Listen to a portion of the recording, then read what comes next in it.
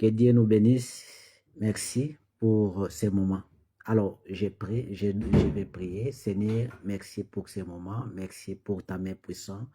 Merci pour ta grâce. Merci pour ton onction. Merci pour ta présence au milieu de nous. Parle-nous par rapport à ces messages. Au nom de Jésus que j'ai ainsi prié. Amen. Amen. Voilà. Souviens-toi. Donc, d'où tu es tombé, répands-toi.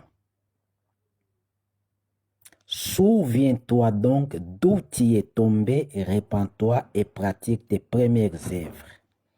Alors, nous sommes dans Apocalypse, chapitre 2, les versets 1er jusqu'à 5.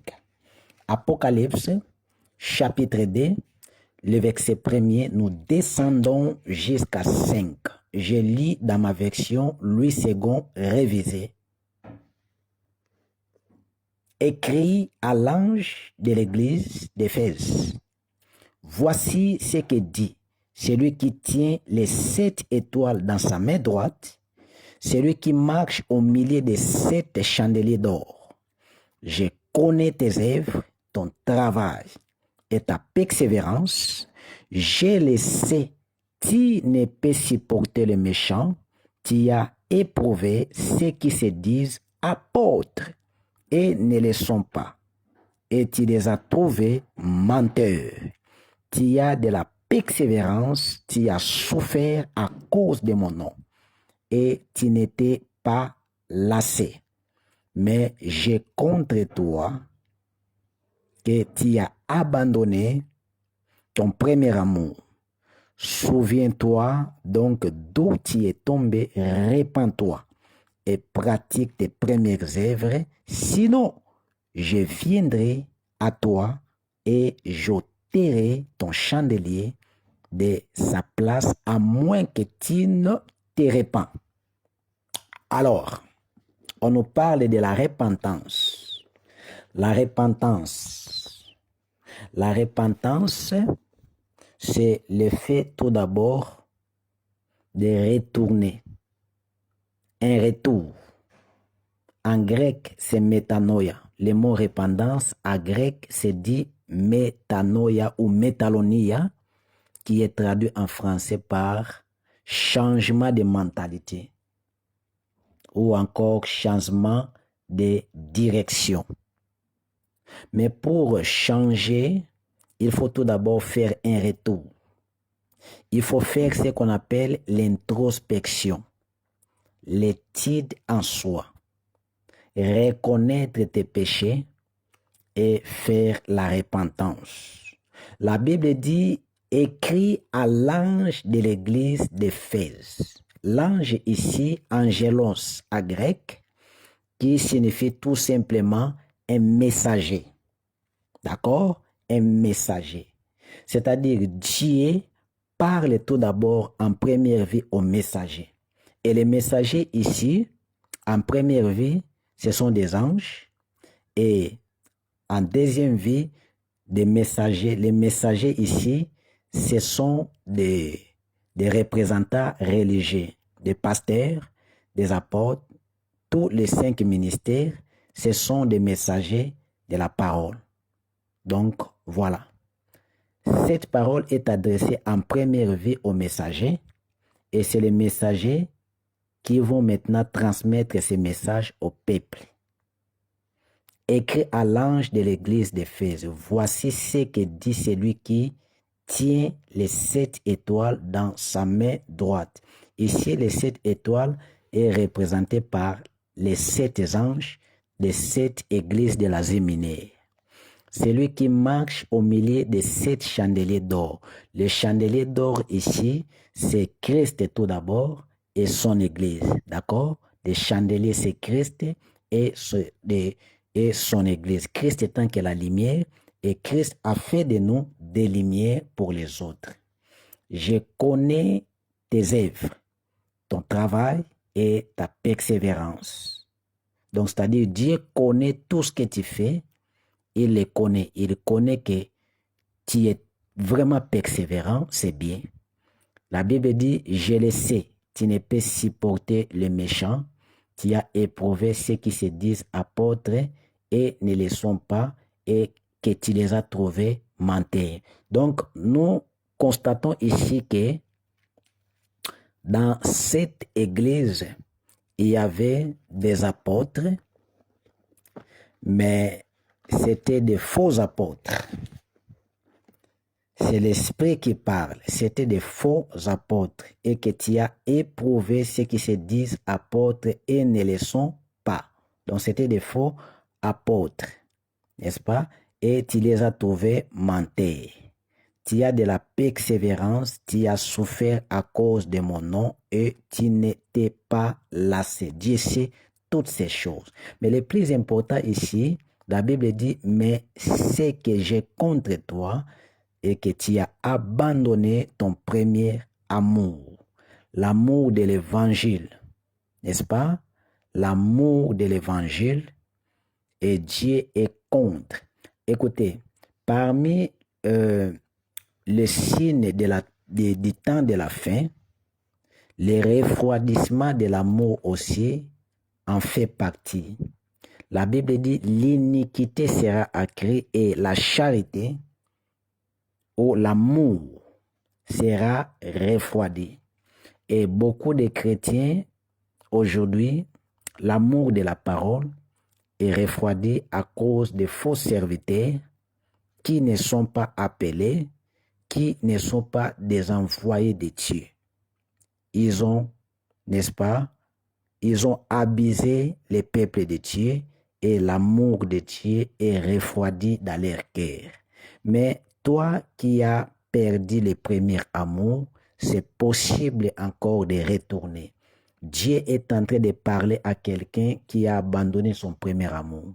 Peut-être avant tu étais motivé, peut-être avant tu t'es donné, peut-être avant, n'est-ce pas, tu avais cette zèle-là de servir le Seigneur, mais peut-être quelque part tu as été choqué, tu as été abusé, n'est-ce pas, tu as été, n'est-ce pas, escroqué par quelqu'un qui se disent apôtre mais qui n'est pas apôtre, qui se disent je ne sais pas docteur mais qui n'est pas docteur, et tu as abandonné la prière, tu as abandonné le chemin du Seigneur parce qu'on t'a fait du mal, et Dieu te dit que c'est possible de pouvoir retourner, n'est-ce pas, et servir ton Dieu.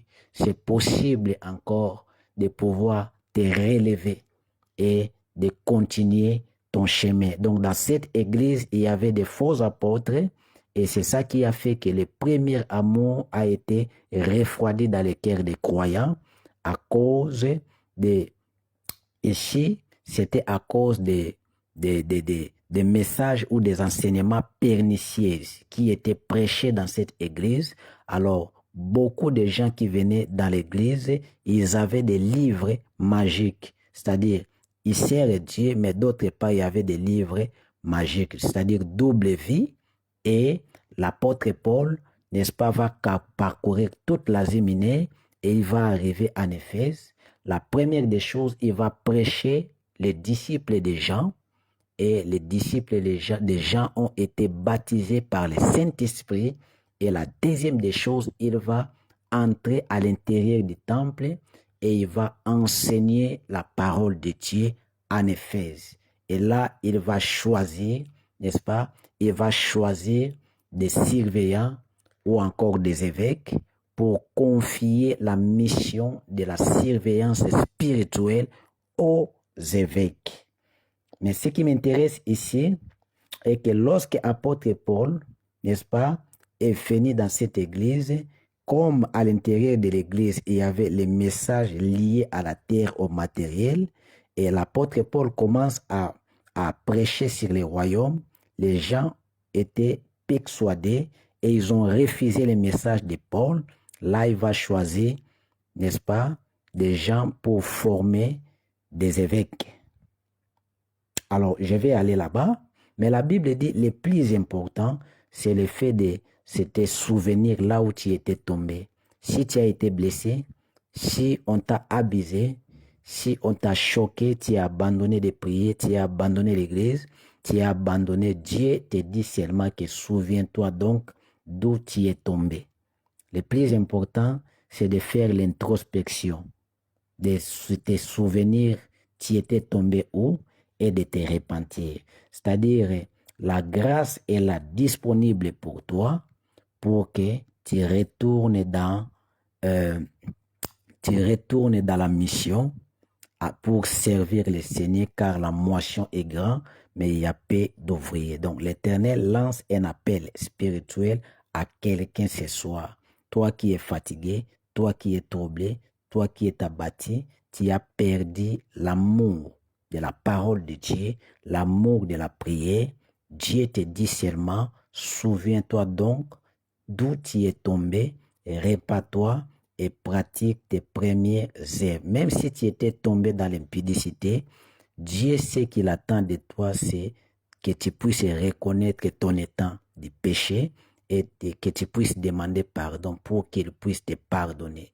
Parce que lui, il est fidèle et juste pour nous pardonner et pour nous purifier de toutes nos iniquités. Donc, souviens-toi donc d'où tu es tombé, répands-toi d'abord. La repentance ici, n'est-ce pas, comme je viens de vous dire, c'est le changement de mentalité, c'est le retour aussi, n'est-ce pas? Donc, c'est-à-dire, retourner dans votre bon sens, retourner dans votre pratique, de pratiquer la justice. La Bible dit, répands-toi et pratique tes premières œuvres, sinon je viendrai et j'ôterai ton chandelier de sa place, à moins que tu ne te répands. C'est-à-dire, Dieu nous donne la grâce qui est la faveur imméritée. La grâce, c'est aussi un temps que Dieu te laisse pour que tu puisses retourner dans sa présence. Alléluia. Et si tu ne te répands pas, Dieu lui-même, il va venir et il va ôter la lampe qui est le chandelier à l'intérieur de toi. Il va ôter l'esprit ôté. Donc le chandelier ici, c'est l'image de l'esprit. Donc Dieu te donne la possibilité de retourner. Mais si tu continues toujours à vivre dans cette vie, la lumière va être ôtée. Et David a dit, n'est-ce pas, ne m'enlève pas ton esprit saint. C'est-à-dire le Saint-Esprit ôté. Dieu donne l'avertissement à l'Église. Dieu avertit des hommes de Dieu de pouvoir retourner dans les champs, de pouvoir servir le Seigneur avec efficacité et fort. Alors, comme je viens de vous dire que ici c'était le problème des apôtres en réalité. Pourquoi les problèmes des apôtres? Parce que des apôtres qui étaient en Éphèse, au lieu d'enseigner sur les royaumes, et ils ont enseigné sur le matériel. Alors la foi des chrétiens était liée au matériel par rapport à la prédication qu'on leur prêchait. Et lorsque Paul est venu prêcher l'évangile du royaume de Dieu, ils ont refusé. Pourquoi? Parce qu'ils avaient déjà cette démangeaison d'attendre des choses agréables. Voilà pourquoi la Bible dit, viendra un temps où les hommes ne s'y porteront point par la vérité de l'évangile, et il y a la démangeaison d'attendre des choses agréables et ils se donneront une foule de docteurs. Donc Paul est venu, il a prêché dans cette église en Éphèse, mais les gens ont été touchés, ils ont refusé de se repentir. Pourquoi? Parce qu'ils avaient l'habitude d'écouter les messages terrestres, les messages de la chair. Voyez-vous, ces messages-là, l'Église était habituée à écouter ces messages et voilà pourquoi ils ont refusé d'écouter Paul. D'accord? Et c'est la même chose qu'aujourd'hui. Beaucoup de gens refusent d'écouter les messages du royaume. Ils ont besoin de la démangeaison. Alors, pour une bonne compréhension, je vais lire Actes chapitre 19, le verset 19, Actes chapitre 19, le verset 1er, je descends jusqu'à 8. La Bible dit, pendant qu'Apollos était à Corinthe, Paul, après avoir traversé les hauteurs des territoires, s'est rendu à Éphèse. Donc, il s'est rendu à Éphèse. Il racontera en première vue quelques disciples et leur dit, avez-vous reçu le Saint-Esprit quand vous avez cru? Ils lui répondirent, nous n'avons même pas attendu dire qu'il y a un Saint-Esprit. Il dit, quel baptême avez-vous donc reçu? Ils répondirent, le baptême de Jean. Alors Paul dit, Jean a baptisé du baptême de repentance. Il disait au peuple de croire à celui qui venait après lui, c'est-à-dire à Jésus. Sur ces paroles, ils furent baptisés au nom du Seigneur Jésus. Paul leur imposa les mains et le Saint-Esprit vint sur lui, sur eux. Ils se mirent à parler en langue et à prophétiser. Et verset 7, tous ces hommes étaient au nombre de 12 environ. Paul va entrer, c'est-à-dire après avoir prêché dehors, il va entrer dans la synagogue où il parlait ouvertement pendant 3 mois. C'est-à-dire le ministère de Paul, c'était au moins 3 mois. Il s'entretenait avec eux et les persuadait à ce qui concerne le royaume de Dieu, mais comme quelques-uns restaient endurcis et incrédules, comme quelques-uns restaient endurcis et incrédules. Pourquoi quelques-uns restaient incrédules et endurcis? Pourquoi? Parce qu'avant, ils avaient l'habitude d'écouter les messages liés au matériel. Alors, lorsque Paul est venu prêcher les messages du royaume des cieux sur la repentance et que vous devez abandonner, n'est-ce pas, des livres magiques, vous devez abandonner vos mauvaises voies et les gens sont restés incrédules. Allons-y.